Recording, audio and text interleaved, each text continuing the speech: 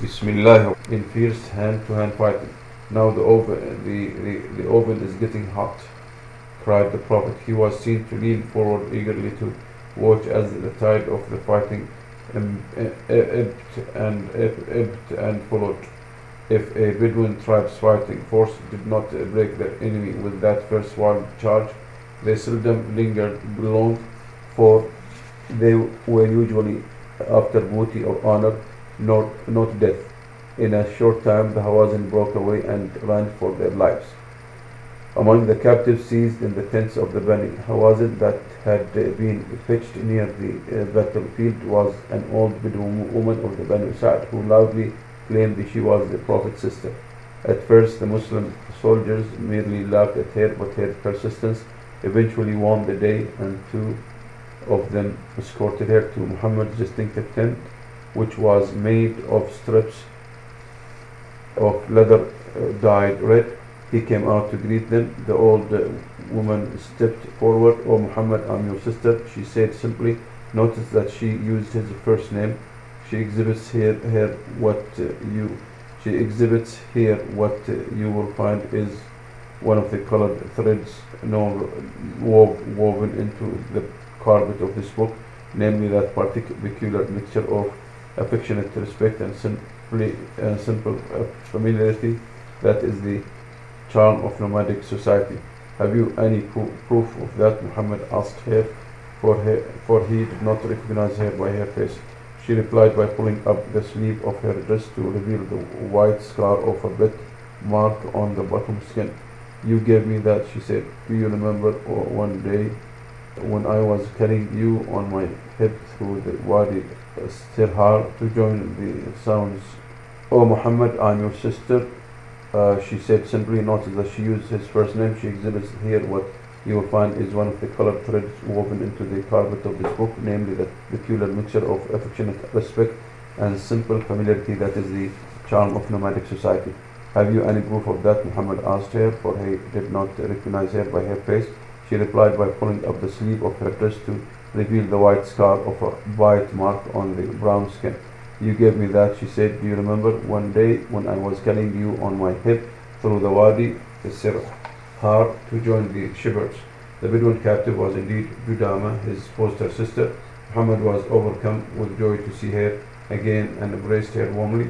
He spread his cloak for her in the time-honored gesture, and they sat down together. Until late into the evening they talked about their young days. Muhammad wanted to know about all that had befallen the members of his Bedouin foster family. Next morning she was sent on her way back to the desert tents, bearing gifts from Muhammad for herself and for her family. When they heard Udama's story, the chiefs of the Banu Sa'd clan of the Banu Hawazin saw their opportunity. They approached him and said, "O Messenger of God, the woman who suckled you as a baby and looked after you as a child are of our tribe. Have pity on us, the poor people who have suffered this disaster. Which are dearest to you?" Muhammad asked. "Your children and your wives, or your flocks and herds?" "Give us back our wives and children," they said to him as one. According to the Bedouin Sunnah, after such a battle, the captured women and the children were never killed or otherwise harmed. But they did risk being sold into slavery, for they belonged among the spoils of victory, at least until the Caliph Umar issued a law prohibiting the sale of Arabs into slavery. Muhammad undoubtedly had an obligation to grant the request of the Banu Sa'd chiefs, and he was scrupulous about such matters. But the Muslim warriors also expected to have their shares of the spoils of victory, which of course included the hapless Bani Sa'd men, women, and children. Muhammad resolved the dilemma with considerable political acumen. He told the Banu Sa'd chiefs to wait until a large assembly of the Muslim army leaders had gathered for the nobody prayer. "We ask the messenger's intercession with the Muslims, and we ask for the Muslims' intercession with the messenger to set free our wives and children," cried out the Banu Sa'd chiefs in loud voice, following Muhammad's private instruction to the letter. The soldiers from Medina spontaneously offered their share of the prisoners to the Prophet to dispose of as he pleased. But two of the Bedouin tribal contingents, the Fuzara and Bani Tamim, flatly refused to follow their example. So did the chief of a third tribe, the Banu or the Bani Sulaym. Not so. What is what is ours belong to the messenger, declared the tribesmen of the Bani Sulaym, much to the chagrin, to the chagrin of the sheikh. The debate in the assembly between the Arabs, all free and equal in the discussion, raged hotly for an hour or more. Do not underestimate the difficulties of the situation. The Bedouin have a proverb: the hawk dies with his eyes fixed on the prey. The hawk dies with his eyes fixed on the prey. Booty was the prey of the Bedouin, but they were as passionate about it as the hawk. Muhammad waited patiently for the right moment, and when it came, he was ready with just the right compromise. Whoever insists on his right to share of the prisoners should release them now, and will compensate him with 6 simple camels to every man from the next booty was. Muhammad issued no order. He told the men of the Bani Sa'd to appeal to the General Assembly of the Muslims using his practical wisdom to advise them correctly. He then showed judgment in choosing just the right time to exert his influence, for he knew the Bedouin well enough to know that 6 camels would prove more attractive to them than the burden of another wife. Notice too that he suggests to the Bani Sa'd leaders that they appeal to the Muslims to intercede with him, in other words, giving the Muslims the chance to gain honor in public by displaying their. Notice too that he suggests to the Bani Sa'd leaders that they appeal to the Muslims to intercede with him, in other words, giving the Muslims the chance to gain honor in public by displaying their magnanimity. Muhammad knew the Arab nomads. After all, he was, in Shakespeare's words, to the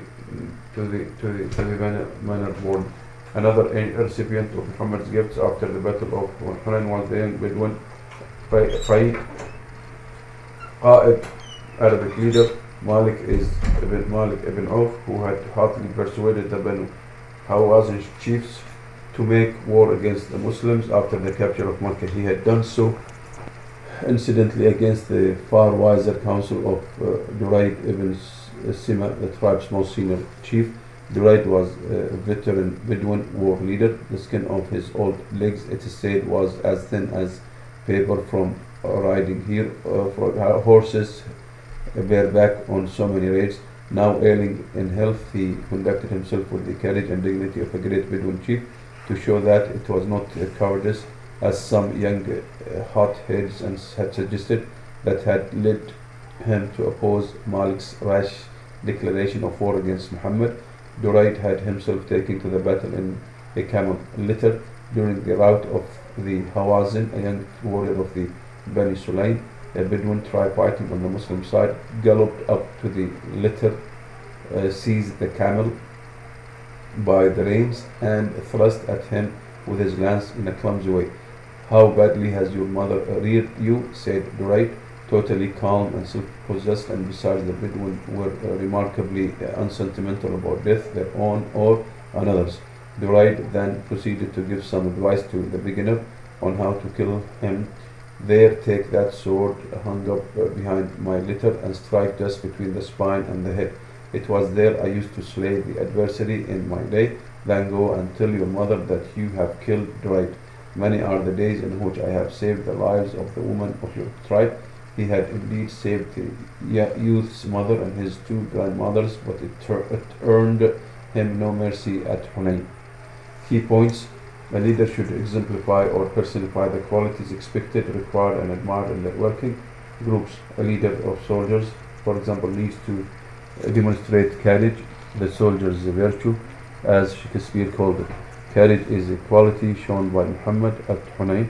It is that which enables people to meet danger without giving way to fear, to act bravely under stress, or to endure in times of adversity. All members of working groups, organizations, or communities at all times in known history share one thing in common: they are all persons with a common and constant human nature. A universal leader then will be a person who exemplifies such distinctively human qualities as goodness, kindness, humanness, and compassion. Did you see any of these qualities in Muhammad? Another generic quality of universal leader is humility. The word comes from the Latin root humus, ground, earth, related to homo, man. When Muhammad spread his cloak, lowered himself, and sat on the ground with people at the same level, it was an act of humility. Compare a king sitting high upon a throne above his subjects who abase themselves before him. As they will tell you in Ghana, don't expect to be offered a chair when you visit a place where the chief himself sits on the floor. Don't expect to be offered a chair when you visit a place where the chief himself sits on the floor. It is the tribe that tells the chief how to do his job. Arab proverb. Alhamdulillah.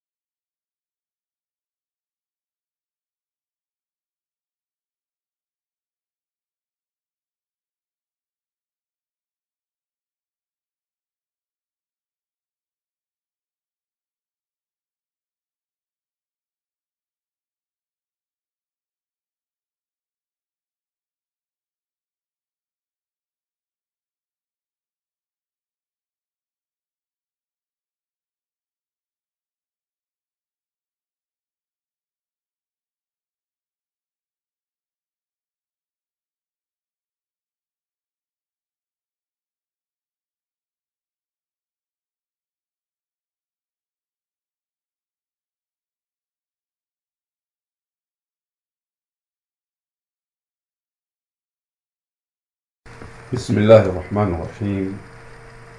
In the name of Allah, most gracious, most merciful. The leadership of Muhammad. On a journey, the leader of a people is their servant, Muhammad, by John Adair. Chapter 2. The Shepherd. There is no prophet that has not worked as a shepherd. Muhammad used to say. Did you do so? Asked one present. Yes, he replied. I herded sheep as a boy. We do not know when the prophet served as a shepherd, or for how long, or for whom he worked. But in retrospect, Muhammad clearly saw this period as providential. It was almost as he saw it a necessary condition for being called as a prophet. It happened, of course, long before he knew that to be his destiny.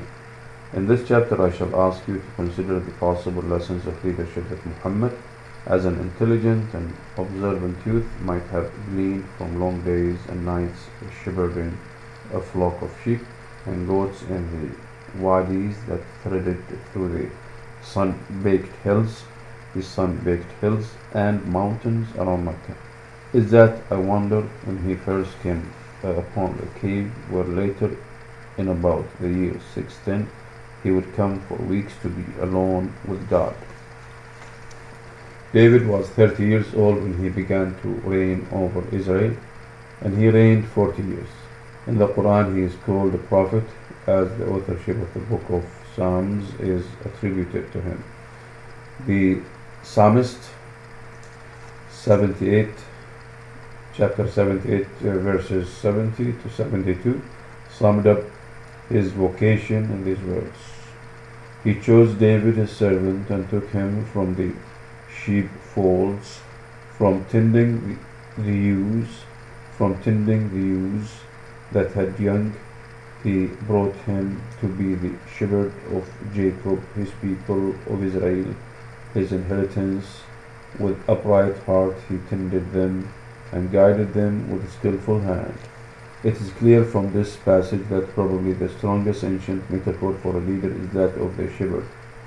Classical authors such as Homer and Xenophon had used the same image. Given our present knowledge of leadership, it is a singularly rich image. We know now that someone in a leadership role has three core and overlapping functions to achieve the tasks: to hold the group together as a unity and to meet individual needs. We know also that leadership is essentially a journey word. we know also that leadership is essentially a journey word. Putting these two insights together may help us to understand why the shepherd metaphor is so fertile in overtones and implications. It is a simple and serviceable model for a future leader, even though the lessons would have been more implicit than explicit.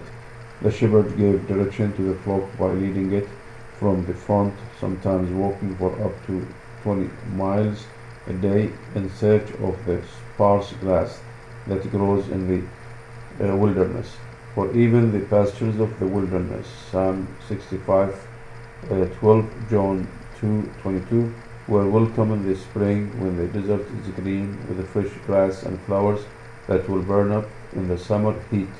Lambs naturally follow their mothers, whilst fully grown wild sheep that live in bands follow their dominant ram. To mark their paths, sheep have hoof glands that give off scent. Early humans in the Mediterranean basin, at least as long ago as 6000 BCE, observed this phenomenon, and so that docile sheep could be tamed and induced to follow a human leader instead of a ram. Shepherds in the hill country and in the wilderness had dogs, but the dogs were kept to protect the flocks of sheep and goats, and not used to round the flocks up or drive them. As a rule, shepherds go before the flock, but not infrequently they are seen behind it. Shepherds walk behind, especially in the evening when the flock is on its way to the fold, in order that they may gather the stragglers to protect them from their stealthy wolf. They may gather the stragglers, and protect them from the stealthy wolf. Shepherds also often walk by the side of the flock, somewhere around the middle of the straggling line. In the case of large flocks, the chief shepherd goes before, and the under shepherd or helper brings up the rear. Keeping the flock close together was essential for its safety. No shepherd would go so far ahead as to lose sight or be out of earshot of the sheep. The natural instinct of predators such as wolves and hyenas was to scatter the flock and then kill their individual victims.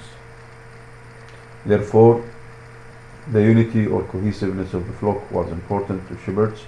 If they saw a sheep or goat wandering off, they called it back. Should it still walk away, they hurled a stone from their sling so as to fall just beyond it and send it scurrying back to the flock. If a sheep became lost on the hills, Matthew 13:12, in the hills and gullies of the Judean wilderness, the shepherd had to decide whether or not to leave the flock in order to go in search of it. If several shepherds had charge of the flock if several shepherds had charge of the flock, it was easier for one to go off, but even so, the departure would weaken the collective strength of the shepherds, for the main threat to the flock came more from armed raiders rather than small mountain panthers or leopards, lions, bears, jackals, hyenas, and wolves, which roamed in parts of Arabia in ancient times. The shepherd then came to personify unity, hence the proverb quoted by Jesus, "Smite the shepherd and the sheep will be scattered." Smite the shepherd and the sheep will be scattered. In order to keep their flocks safe and together at night, a time of greater danger, shepherds often herded them into the limestone caves that abound in the hills, or they made sheep folds with dry stone walls. In desert areas where stones could not be found, they constructed their folds from thorn bushes.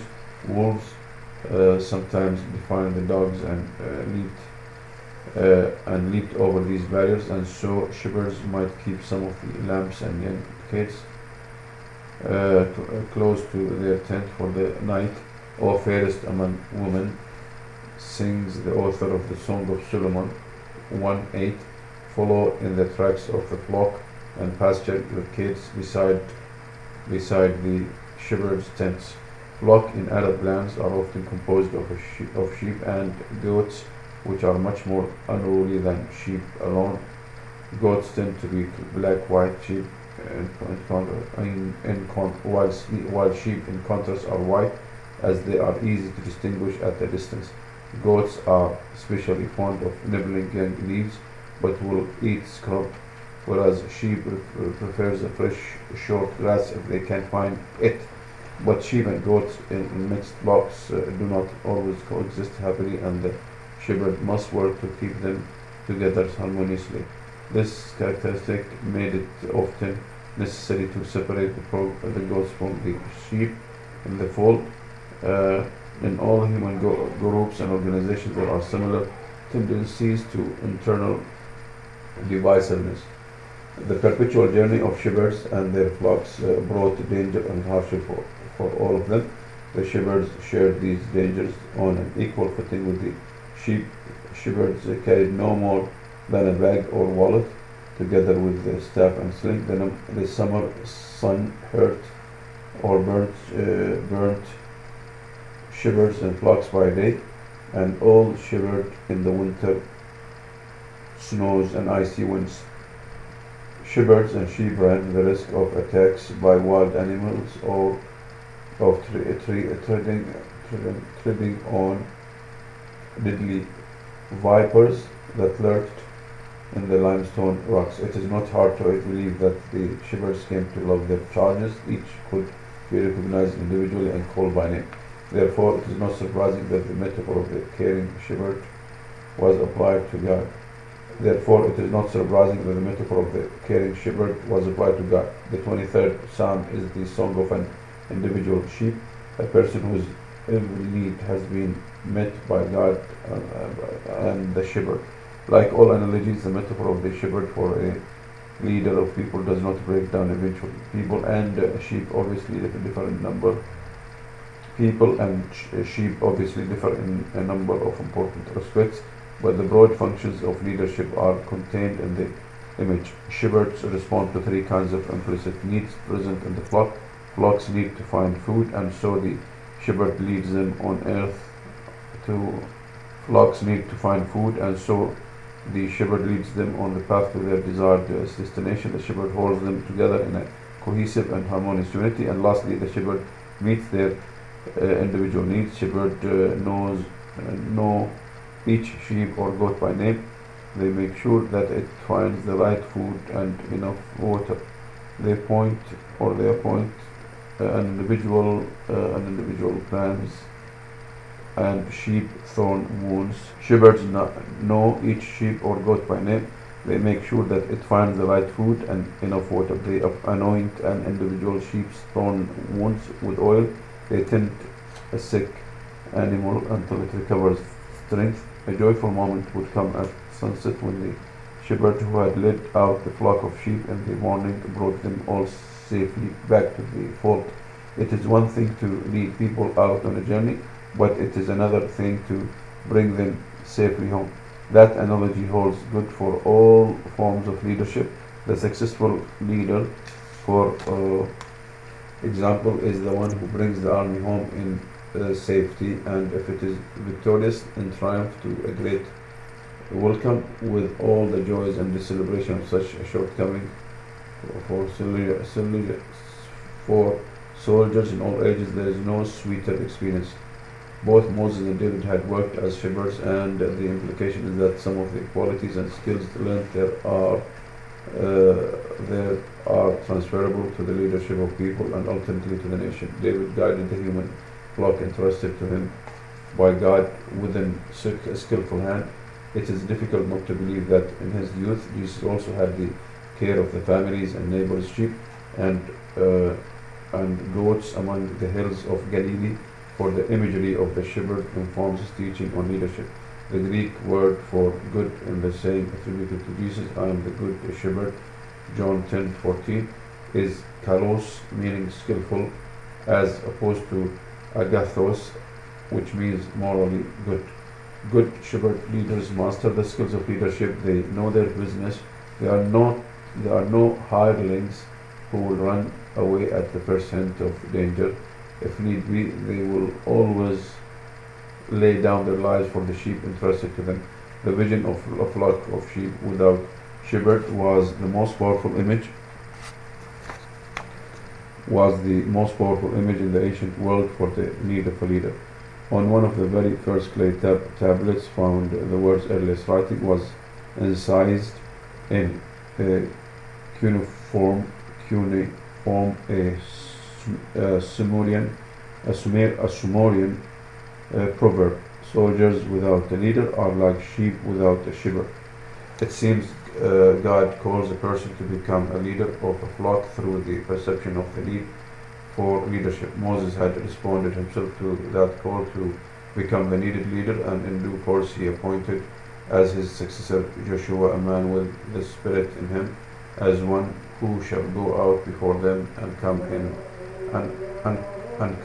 before them, who shall lead them out and bring them in, that the congregation of the Lord may not be as sheep which have no shepherd. Numbers 27:17.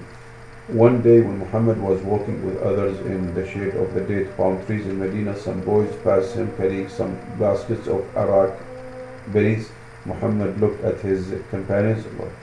Pick me out the blackest of them, for they are sweet. He said to them, ones like that I used to gather when I fed the flocks when I fed the flocks of Makkah at Jihad. They brought him the choicest of the fruit. Surely there has been no prophet raised up who did not do the work of a shepherd, said Muhammad once again, as if reflecting to himself. Key points: leadership is done from and leadership is done from in front. In the human context, a human leader may not always on a physical journey be the person out in front, just as the shepherd sometimes works behind the moving flock, but spiritually a leader is the one who leads from the front. In leadership, example is everything. As the Moorish proverb says, when the shepherd is corrupt, so is his flock. Apart from leading the flock to pasture and water across the wilderness, shepherds have to keep the flock together and care for each individual sheep or lamb. They will know the sheep by name, and the sheep in turn will know the shepherd's voice. A good Greek kalos skilled shepherd meets on the level of the flock of sheep the three interactive circles of needs that are present in all human work groups at all times in history to achieve the common task to be held together as a working unity, and the needs that individuals bring into the group by virtue of being individual embodied persons. A good Greek agathos, morally good, shepherd is interested in the welfare of people, not in fleecing. When leaders are worthy of respect, the people are willing to work for them. When their virtue is worthy of admiration, their authority can be established. Alhamdulillah. Bismillah ar-Rahman ar-Rahim. The leadership of Muhammad. On a journey, the leader of people is their servant, Muhammad. By John Adair. Chapter 3. Caravan Leader. When traveling on a journey, even if there are only 3 of you, make one a leader. Muhammad.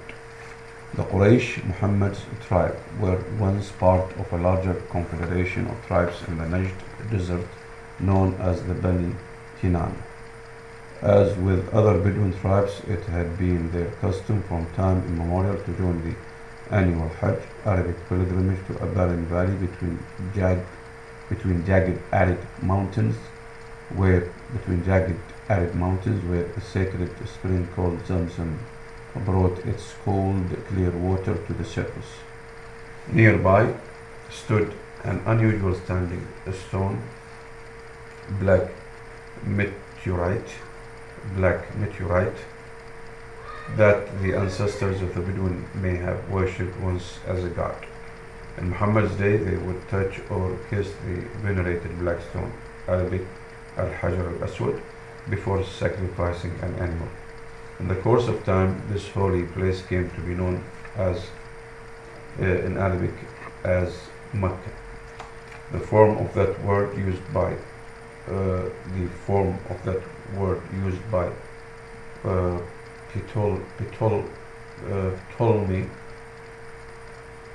Ptolemy, c. 90 to 168 CE. Makoraba gives us its meaning, for in several Semitic languages it signifies a temple. We think of a temple as a large building in the Egyptian or a Greco-Roman form, but a temple in the early Semitic context is simply an enclosure, a low wall made of stones or rocks around a holy city or a holy site, initially built to keep stray animals away. The black stone was eventually protected, probably for the same reason, by the Kaaba, Arabic the cube. Qusay was a chief of the Quraysh. While they still lived in the desert, he happened to marry the daughter of a chief of the Bani Khuza'a tribe, who had installed himself as a guardian of the temple of Makkah. On his father-in-law's death, aided by his Bani Kinana kinsmen from the desert, Qusay overcame his Khuzan rivals, Khuza'a rivals, and took charge of Makkah. The Khuzan were driven out, packing their tents onto their camels. They returned to the nomadic life in the Najd form in the Najd from whence they had come. It was Qusay who built the first stone dwelling house around the temple enclosure and began to manage the annual pilgrimage, partly for profit. He levied a tax on his fellow tribesmen to support poor or needy pilgrims, which doubtless brought him great prestige among the desert tribes who so much valued generous hospitality. Muhammad's grandfather Abdul Muttalib, who had looked after him for 2 years when he was orphaned, was a great grandson of Qusay. Here is his noble message to his fellow tribesmen: You are God's neighbor, the people of his temple and sanctuary. The pilgrims are God's guests and visitors to his temple, and they have the highest claim on your generosity, so provide food and drink for them during their pilgrimage until they depart out of your territory. With their institution of a ban, with their institution of a ban on all warfare and violence in the region around Mecca during the annual pilgrimage, the Quraysh also in effect gave their protection to the devout wayfarers who converged in large crowds on the holy place. Mecca was one of a number of small commercial and agricultural towns in the hilly areas of the Hijaz in Western Arabia. There were settled communities too in the great date-growing oases of Yemen on the Gulf Coast.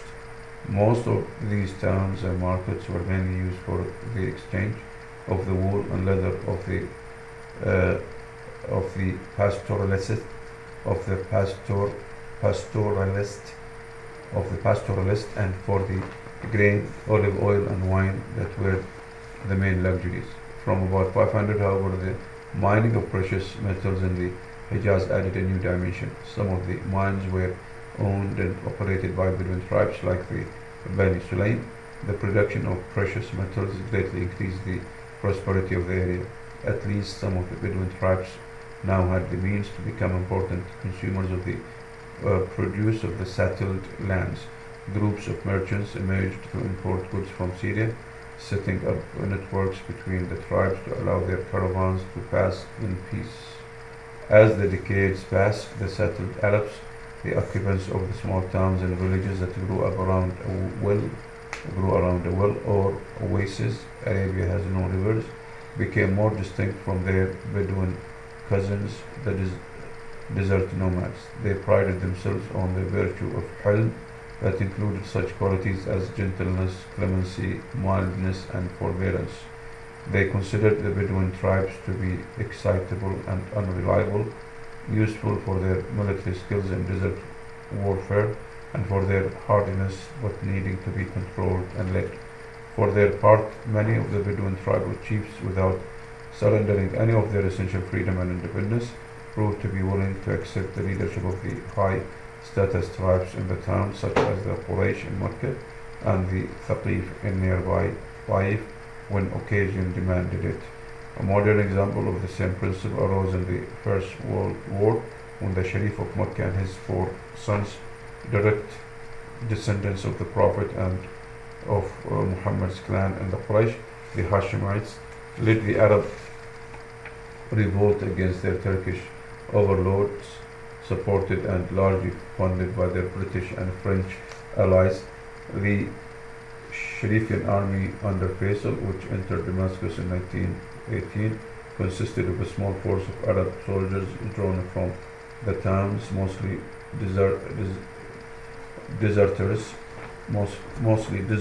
deserters from the Turkish army, and a much more numerous horde of Bedouin tribesmen recruited from the different tribes along the road to Damascus.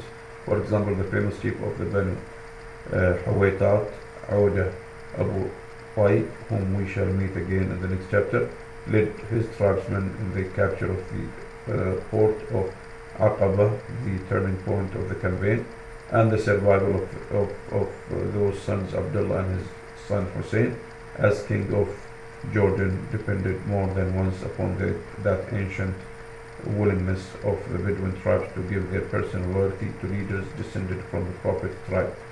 Muhammad revered his grandfather. You may recall that at the Battle of Hunayn, in the Arab manner, he shouted, out as his personal war cry, "I am Muhammad, son of Abdul Muttalib." Abdul Muttalib was a chief or sheikh in the great tradition, one who personified the virtues that Arabs valued and expected in their leaders.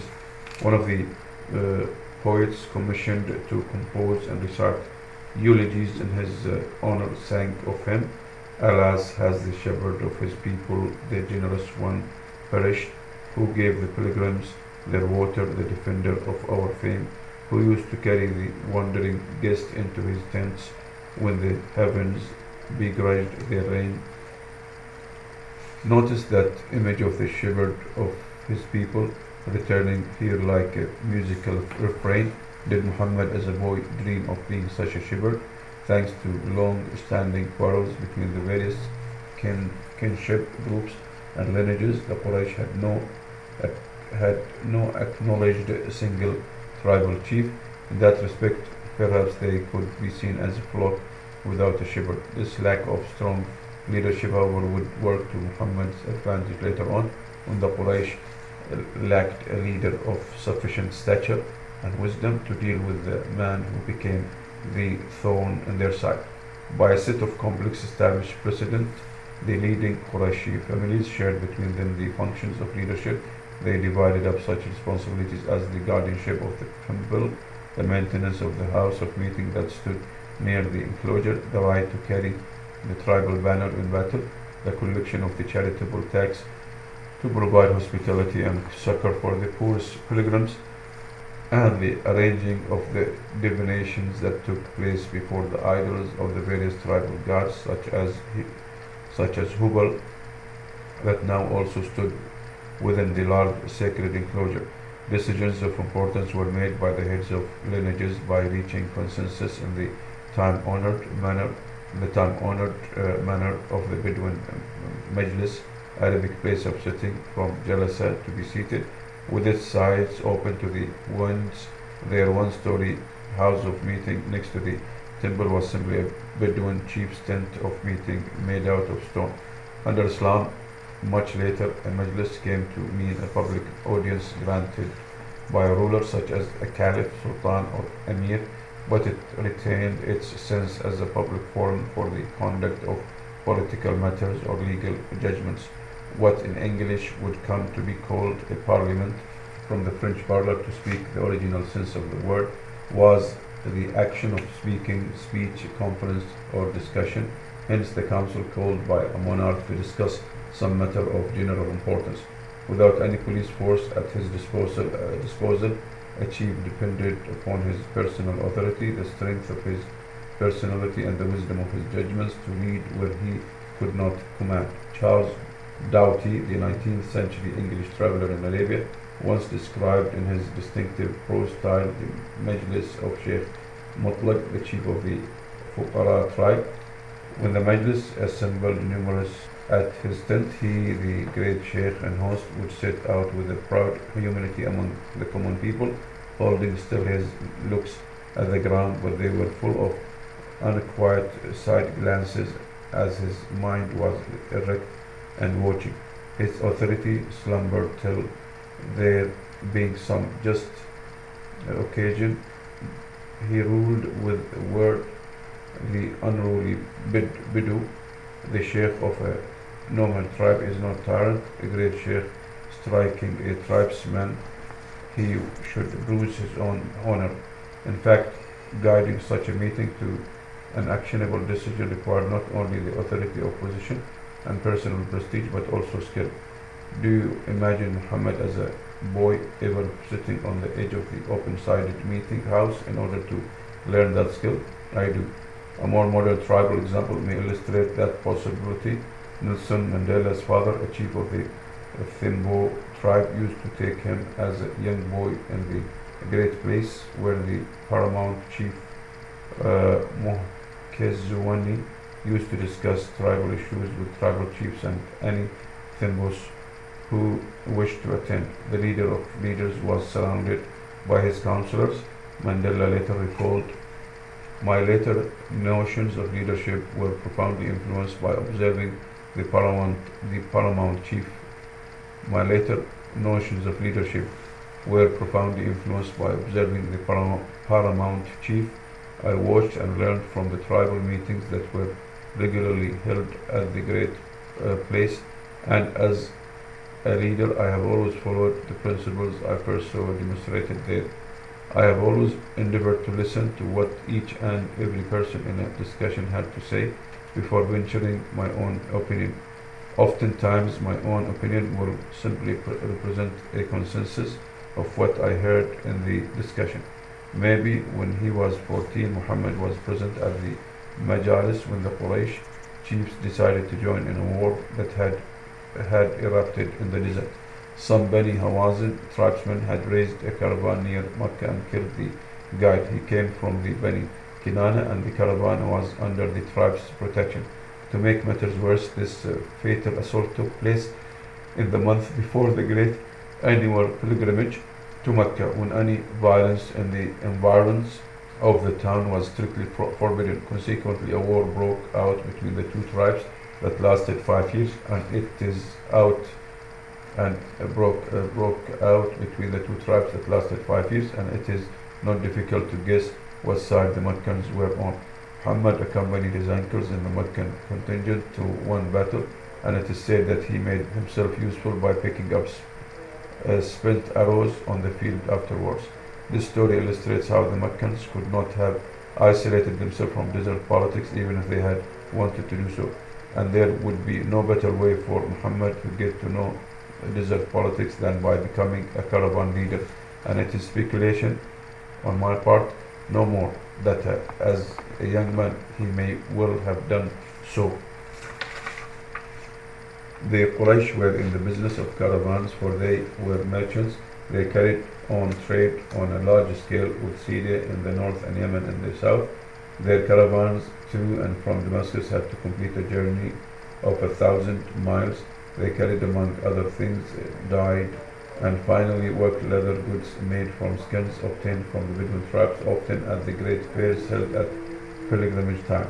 Every large caravan was headed by Qa'id, pronounced Qa'id.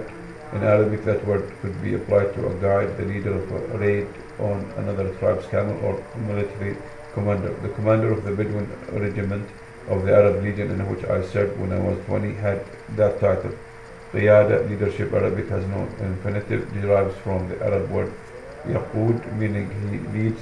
A derivative is miqwad, a rope that is used to lead a horse or camel by the head.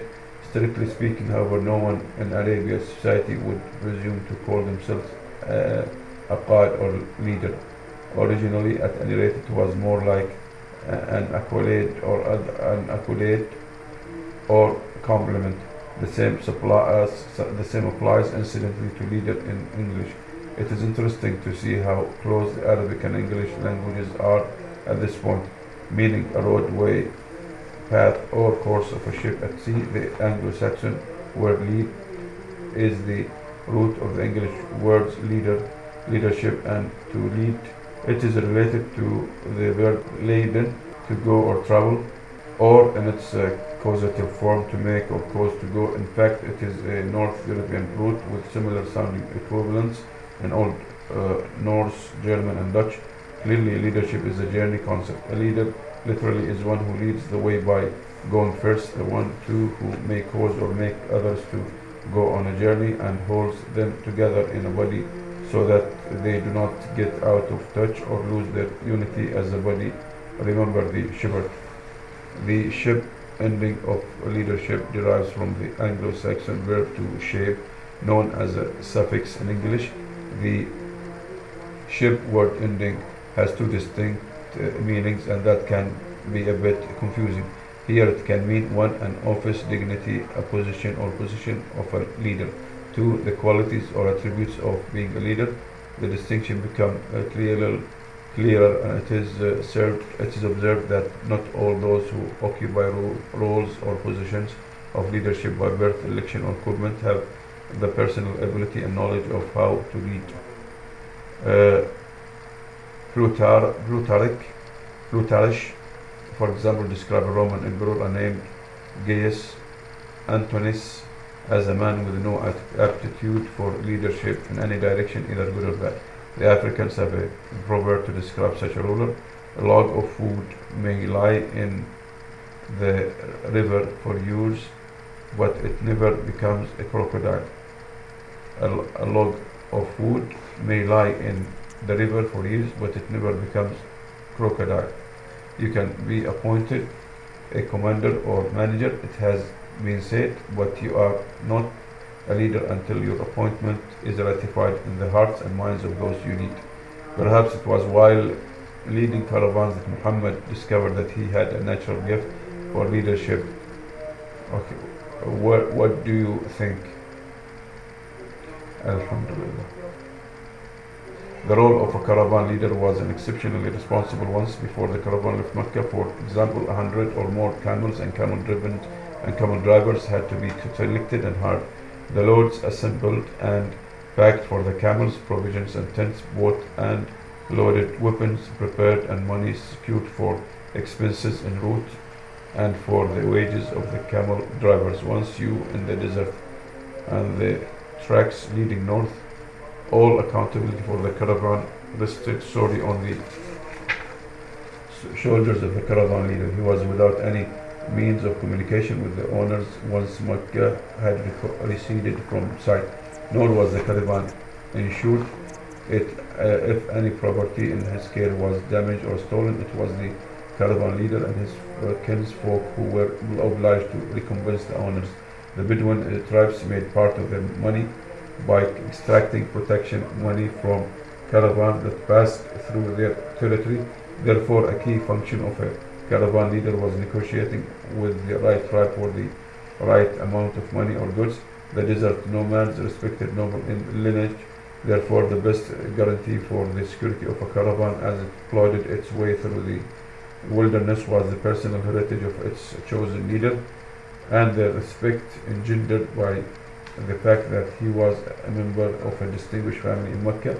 As you would expect, the qa'id of a caravan always accompanied it in person. The great Byzantines in Muhammad's day called a caravan leader a synodiarch. The word literally means a chief ruler or leader of a meeting or council. In Palmyra, a great oasis and city in northern Arabia, a group of Palmyrene merchants erected a monument in 1930 CE to a caravan leader who had won their gratitude. The inscription reads, "This statue is in honor of Tay Marsu, chief of the caravan, Synodiac, which has been made for him by members of the caravan who came up with him from Charax, because he paid their expenses, 300 gold coins in ancient currency, and was well pleasing to them." On a journey, Muhammad once said, "The leader of a people is their servant." What did he mean?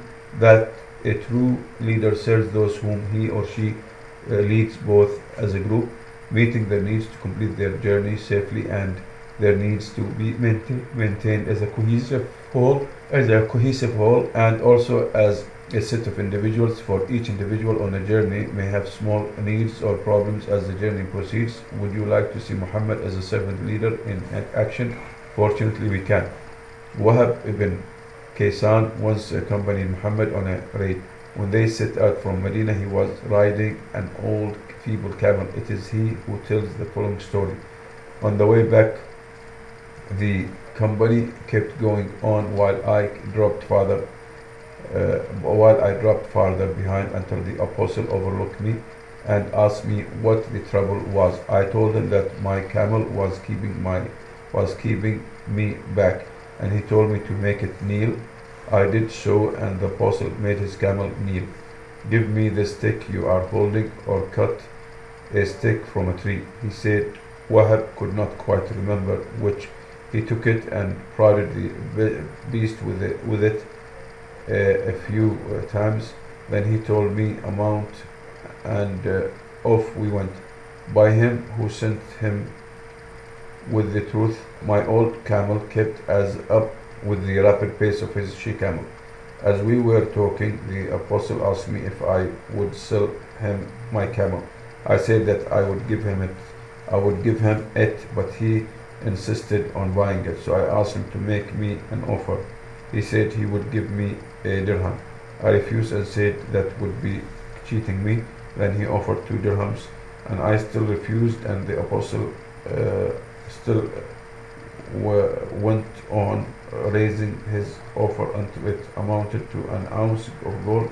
When I asked him if he was really satisfied, he said that he was, and I said the camel was his. Then he asked me if I were married. Then was she a virgin or a woman previously married? I told him she had been married before. No girl, so that you could sport together. No girl, so that you could sport together. He said, I told him that my father had been killed at Uhud, leaving 7 daughters, and I had married a motherly woman who could look after them efficiently. You have done well, if God will, he said. Had we come to Sirar, a place about 3 miles from Medina, we would order camels to be slaughtered and stay there for the day, and she would hear about us and shake the dust of her cushions. But by God, we have no conclusions, I replied. But you will leave, the Prophet said, and added, when you return, behave wisely. When we got to Sirar, the Apostle ordered the camels to be slaughtered, and we stayed there for the day. At night, the Apostle went home, and so did we. I told the woman the news and what the Apostle had said to me. Look alive and do what he tells you. In the morning, I led away the camel and made it kneel at the Apostle's door. Then I sat inside the mosque hard by. He came out and saw it and asked what it was, and they told him it was the camel which I had brought. He asked where I was, and I was summoned to him. O son of my brother, he said, take away your camel, for it is yours. And he called Bilal and told him to give me an ounce of gold. Bilal was a former slave when Muhammad had appointed as the first muaddin, the person appointed to call Muslims to prayer. He gave Wahb the ounce of gold, and Muhammad added a little more gold to it. What is remarkable about this story is first that the Prophet noticed the young man struggling on the old camel and stopped to help them. He enjoyed playfully haggling for the camel which he had no intention of buying, and in the process finding out more about Wahb as the son of a fallen hero at Uhud, son of my brother. He was a worthy recipient of the generous gift. That ends the story. Muhammad has behaved as a great Arab chief should, but with a characteristically gentle and humorous touch. Key points. Muhammad looked up to his grandfather Abdul Muttalib, briefly his father as well. He personified what the Arabs called Muru'ah, the virtue of being a man. It connotes a cluster of virtues: bravery, generosity, practical wisdom, and honor, all highly valued. These are the qualities we see in Muhammad.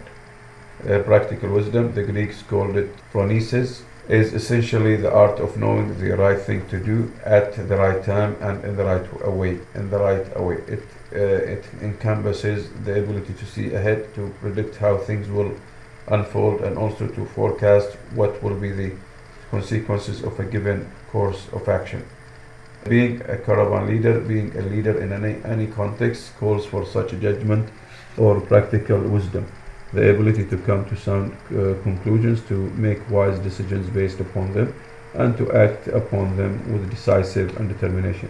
No one is born wise. A leader becomes wise, acquires practical wisdom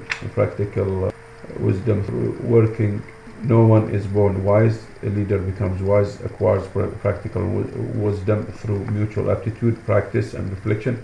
Wisdom, like an Arab bow made of different kinds of food, has the 3 elements: intelligence, experience, and goodness. The caravan leader is not the caravan's official guide or daily or dalil, who piloted the camel train through his knowledge of the landmarks. The qa'id fulfilled the generic or universal role of leader, achieving the task, successfully maintaining group coherence or unity, and caring for individual members. Meeting these three areas of interactive or overlapping need called for skill, but it was best performed in a spirit of service. Served to lead. Muhammad learned that great lesson for an example. For an example of the humble service he rendered to a companion on a journey when he was the leader, see above. On a journey, Alhamdulillah. End of chapter 3.